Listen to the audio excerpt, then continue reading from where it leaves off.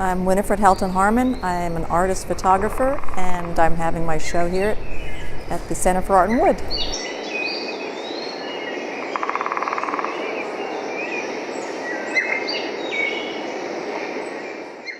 My show is about how trees inspire us in our daily lives and how integral they are to our lifelong existence and well-being. What would our planet look like without trees? How would we feel? It's all about understanding the cost of clear-cutting and deforestation.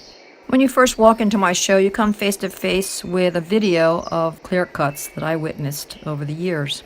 Through these images, I'm trying to express all that we have to lose when we lose our forests. All we're left with are barren, dry, desolate earth, howling wind, and the silence is deafening.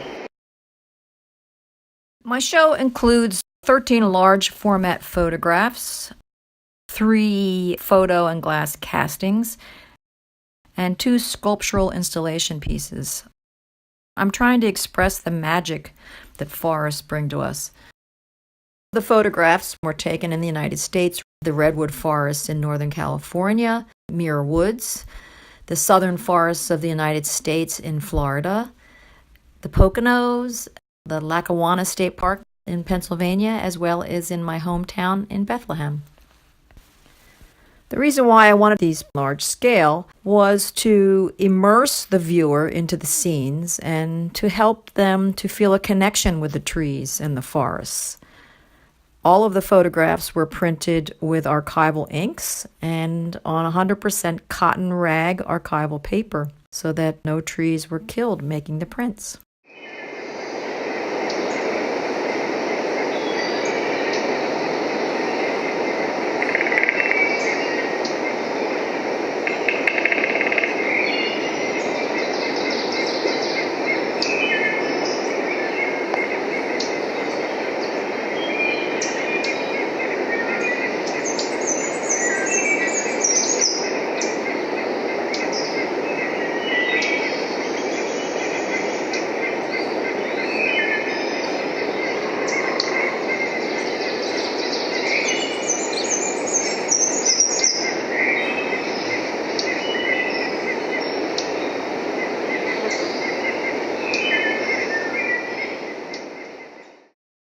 The creation of the glass photo pieces was an extremely difficult process. My husband, James Harmon, who is an artist and glass master in his own right, helped me bring these pieces from an idea into reality. It began with James and I making our first glass photo pieces at Pilchuck Glass School back in 2015. Having learned a great deal from that experimentation, we created these new pieces, beginning with the making of a glass decal, which was then fired onto a piece of sheet glass, then placed in a mold in a kiln. Then several ladles of molten glass was poured over the photo and into the mold. Once the glass was cooled down, it was placed in an annealer and annealed for 4 days. The pieces were then cut and trimmed with diamond saws and finished to a polished surface. The gifts of the tree, log, and photo piece. I wanted people to realize some of the beautiful gifts that trees give us. Fruit, flowers, seed pods, their bark. To feel a tree's inner being, to feel the heartwood of a tree. It took over a year to find the perfect log, but I found it. At the time, I was completely unaware that I had selected a ginkgo. The ginkgo is the oldest living tree on Earth. They are revered for their beauty and their longevity and are considered a living fossil, unchanged for 200 million years. Humans have the ability to help a species survive, to help themselves survive, together with nature. Forest Chair is a very special piece to me. It was my idea to bring to life the enchantment that I feel every time I'm in the forest. As a child, I loved being in nature and hearing the animal sounds, the wind blowing through the trees. I always wished that I had a soft, comfy chair made by the forest that would allow me to become a part of the forest and to watch all the wondrous activities that were taking place all around me.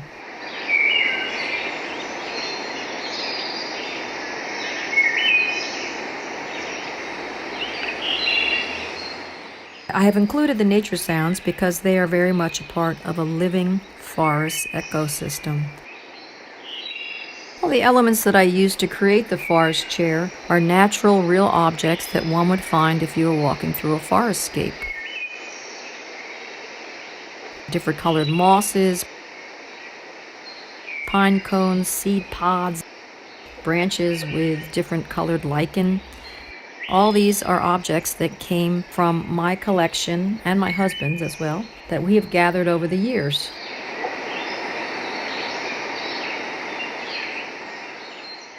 I've been in love with photography since I got my first brownie camera as a little girl. I proceeded to drive my family crazy because I took pictures of them all the time.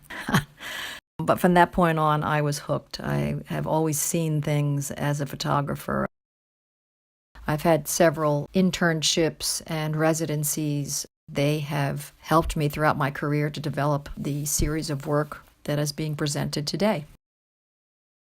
The other thing that I do in life at this point in time is I work at my wonderful friend Arlene Brockle's handmade chocolate shop in Bethlehem called the Chocolate Lab. She has 2 chocolatiers, but my job is to have the fun and paint them. I hope it's not lead-based paint. No, it's not. It's actually a food-grade luster made by the confectionery industry to be put on foods, so it is edible. Arlene was very excited to make the acorns and the leaves because she wanted it to fit in perfectly with the theme of the entire show. It has been a great honor to work with revered curator Ricardo Vieira.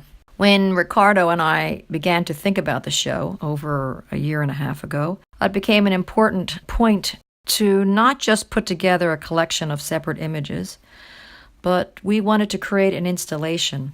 We wanted the viewer to be able to walk away with having had a profound experience of the meaning of forests. When people at the opening came up to me and said that my show made them feel serenity and peace and beauty of the forest, it was exactly what I had hoped for. The ultimate question that I hope my exhibition brings to people's minds is, do we preserve these great resources, or do we allow them to continue to be destroyed? Ultimately, it's our choice. We have the power to save our planet, to make the planet a better place for not only ourselves, but our children and future generations. So it's up to us.